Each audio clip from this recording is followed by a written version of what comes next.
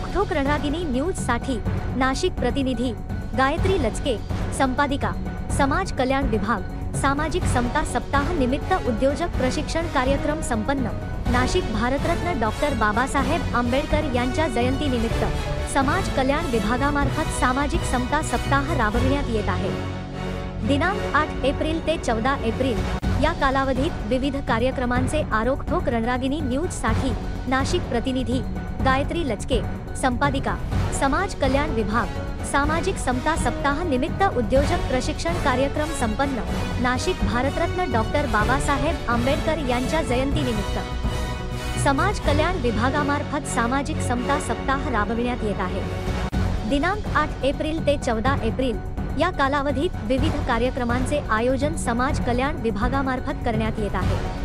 त्या अंतर्गत आज नाशिक जिल्ह्यातील युवतींसाठी उद्योजक प्रशिक्षण कार्यक्रमाचे आयोजन करण्यात आले होते। केंद्र शासन पुरस्कृत स्टँड अप इंडिया अंतर्गत मनी मार्जिन योजने राबवली जात आहे।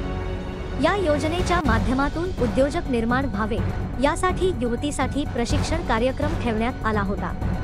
येथील सामाजिक न्याय भावनांच्या सभागृहात झालेल्या या प्रशिक्षण कार्यक्रमास शासकीय वसतिगृहातील विद्यार्थिनी तसेच महिला उपस्थित होत्या।